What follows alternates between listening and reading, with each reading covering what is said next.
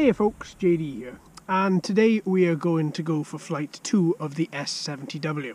Now just a little brief recap. So far it flies well, it's extremely loud, those brushed motors are banging together, really are going like the clappers. Battery life was pretty good. Yeah, I was pretty happy with that on the first charge. You know, you're not going to get exactly what the manufacturer recommends until you're a couple of charges in. So this is now the third charge of this battery, the second flight. Transmitter was very good. I thought that it responded to my actions extremely well and relayed those controls across to the quadcopter without any issues. LEDs, very bright, very easy to see. The blue at the back, the white at the front, nice little contrast rather than those garish green and orange. I thought overall, it was very good. There are things I'd like to change about it, but I've already been into that, so I'm not going to go into that again. So I tell you what folks, I'm going to get this calibrated and then we're just going to take it straight up and we're going to see if we can get a little bit further than what we did yesterday. Alright then folks, please join me. Alright, here we are. So we've taken it up. Now we've got a nice little test for this today. We've got a breeze coming in from the right hand side, working its way directly over to the left. It's coming in at between 6 to 8 miles an hour, so you are going to see this copter shifting quite a lot as it does try and sort out its balance to ensure that it does try and stay, oh that's better, as level as it possibly can. Now, one thing I didn't mention a lot in yesterday's video, God, those LEDs are brilliant. One thing I didn't mention a lot in yesterday's video, and that was this FPV boom. It doesn't look as if it could hold up anything, but it actually holds up pretty damn well. And I'm actually pretty impressed with it, because there really isn't much to it at all. But overall, it is doing a pretty good job. It is holding, oh, so look at this, chuggy Wi-Fi. Chuggy Wi-Fi. But it is holding up pretty well. Hey, off he goes. Oh, there's a nice little breeze coming in. Let's increase that speed a little bit. I just want to take him around maybe once. I'd put that speed down a bit. Maybe once, just around, just to see exactly how we do today, have a little look at the field, see how it's all going, and then I'll bring him back. And, oh, we've lost Wi-Fi signal at 81. No, we've got it again. Whoa! Now it's returning to home by the look of it. Oh, nope, it's got signal. Have I got control? Yes, I've got control. Whoa! That was a little bit of a seat of your pants moment there, ladies and gentlemen. Right, let's bring him round. Let's bring him back. What altitude is he at? 15 meters he's taken himself up to. Right then. He seems to be, the atmospheric today are meant to be pretty, bad. We are actually getting a little storm on the way. So what I'm going to do is I'm going to alter his return altitude to about 37 meters. I don't want it to be any higher than that. There's no need of it to be any higher than that. Let's bring him back to me. Now, as we've got him up there at 15, a bit higher. Go on, a bit higher. 19, 21 meters. Let's alter this gimbal and let's have a little look and see. Look at that. That gimbal movement's all right, actually. Now, I'm directly under here. Hello! And it's looking pretty good. How far further down can this gimbal go? I can go directly underneath it, and that's it. So it just goes directly underneath. Let's move that gimbal back up. It's quite slow to start moving, but once it has started moving, it actually works pretty well.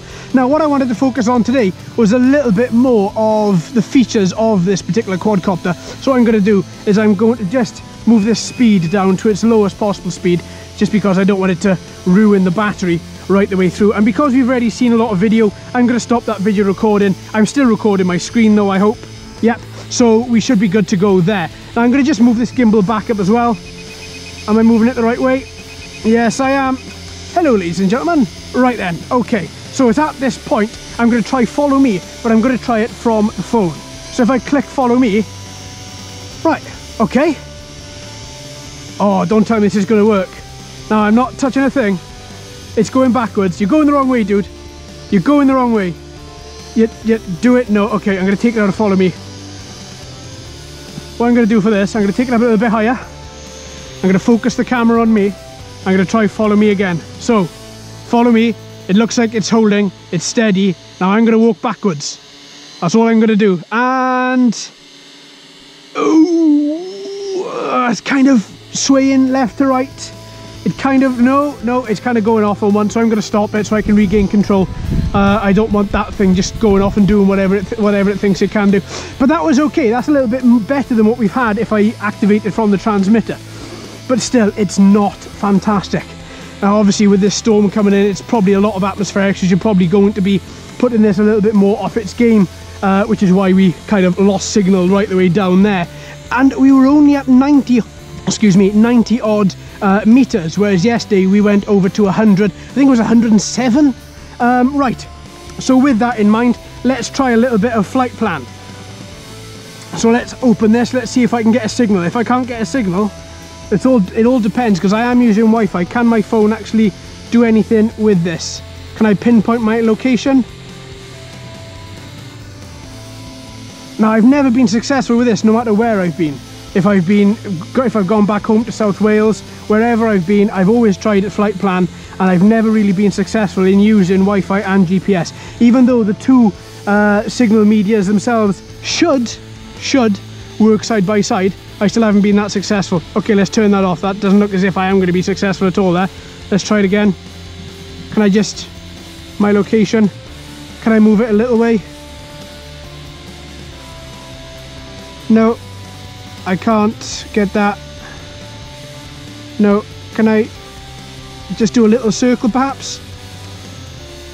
No, it doesn't look as if it even wants to respond, probably because it can't get its coordinates to respond from. Right, okay, so we've looked at the photos, we looked at, well, a little bit of return to home from what it was doing over there. We've looked at follow me, we've done the automatic takeoff, we've done photos, we've done video. Now I think what we're going to do is just do a little bit more of a flight. So we're just going to take it back out there again. I'm going to hover her there for a second. I'm going to turn my back and I'm going to go back to where I was standing previously. Oh, all the way over here. Right then, whoop, off we go.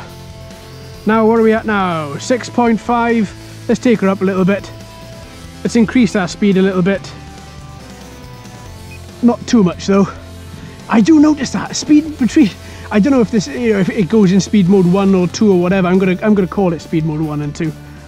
Essentially, in speed mode 1, you've got quite a nice sort of area got quite a nice angle to it, and it just, you get a nice little gimbal shot as well with that camera. Speed mode 2, bam, angle of attack alters, and it does go a little bit crazy. See if I can bring it down a little bit to me, and I can show you exactly what I mean. So let's bring him back, let's bring him down. I wonder if he'll do it there as he's stationary. So if I bring him into speed mode 1 right the way down, and then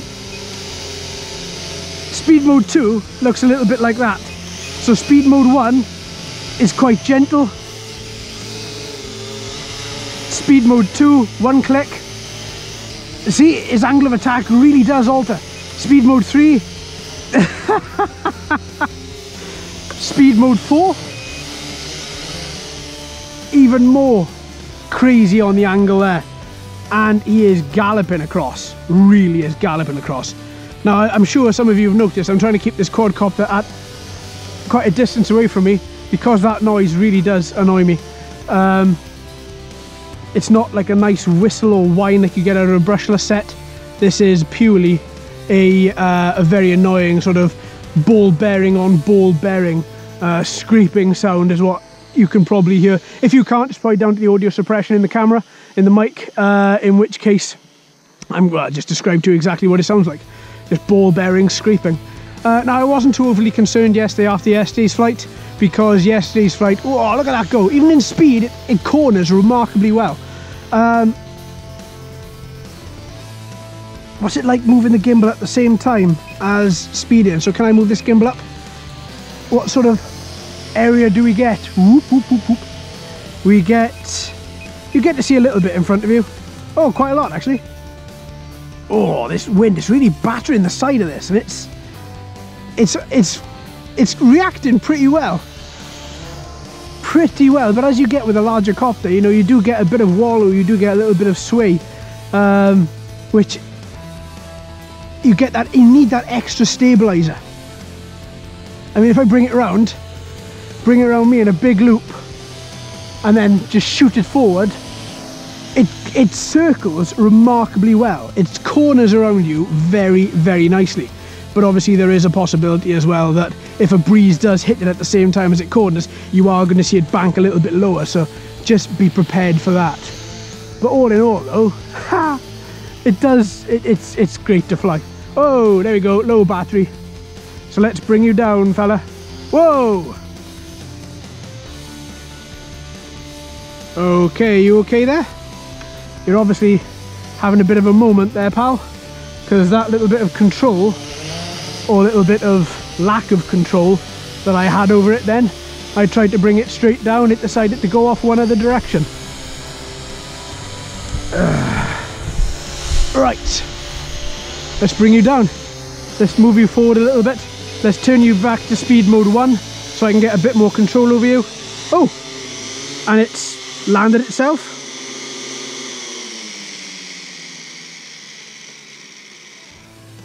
Well, there we go, that's obviously landed itself then, so that was exactly where it picked up the coordinates from. Okay, it did move the pad a little bit, but the pad, from what I remember, was about there. So that's really not too bad. I brought it down to about here, and then it brought itself down the rest of the way. There we go. That's how that happens then. Now, that was okay. That was okay. There were a few moments there where there's a bit of seat of your pants moments there where I thought, wow, that's not going to go down too well. And one of them was the return to home. So return to home did activate because we lost signal. There we go. I lost Wi-Fi, and I decided I was going to turn it around. And as I looked down, I saw that there was just a still image of probably a few meters away from where I actually was, behind where I actually was. And then you saw all the LEDs turn red. Hopefully you saw all the LEDs turn red. I certainly did. And it decided to take itself up. And as soon as it got a bit of extra height, then it was fine. And there was no problem whatsoever. So that's okay. And as it took itself up, it had enough intelligence to know that it was up. It had signal, and therefore it shut down. Returned to home. What I did notice though is through that process, my signal bar was still full. It wasn't showing that there was any issue with GPS lock. I didn't have anything on screen that I noticed. Obviously, when I put up the screen recording, we're going to see from there. But there was that moment. Then we tried Follow Me, this time from the smartphone. It seemed to be a little bit better. Obviously I just took it up to a particular height, angled the gimbal down to me, and then just turned on Follow Me, and it started to work. It started to rock back and forth. It came forward a bit, moved backwards quite a bit, and then started to go a little bit erratic. So that's when I took it out of Follow Me. Tried it again, same issue. This time I took it up a little bit higher again, I think, if I remember correctly. Looked at the different speed modes as well, speed mode 1 through to 4.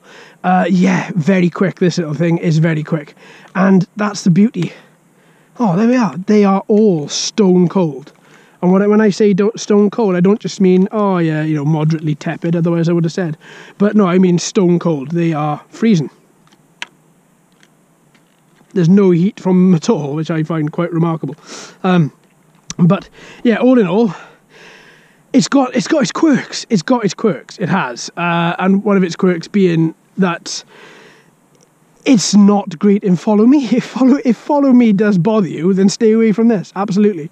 If you're like me and if you don't care two hoots for Follow Me, then I'd say honestly, if you just want a solid flyer with GPS, you've got it.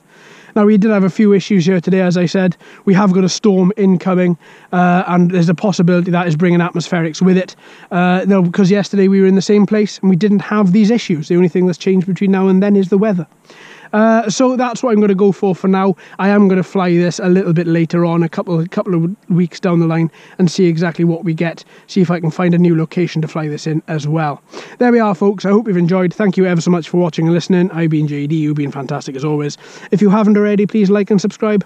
Hello and welcome to all the new subscribers. I hope you're enjoying the channel. So until next time, my friends, happy flying.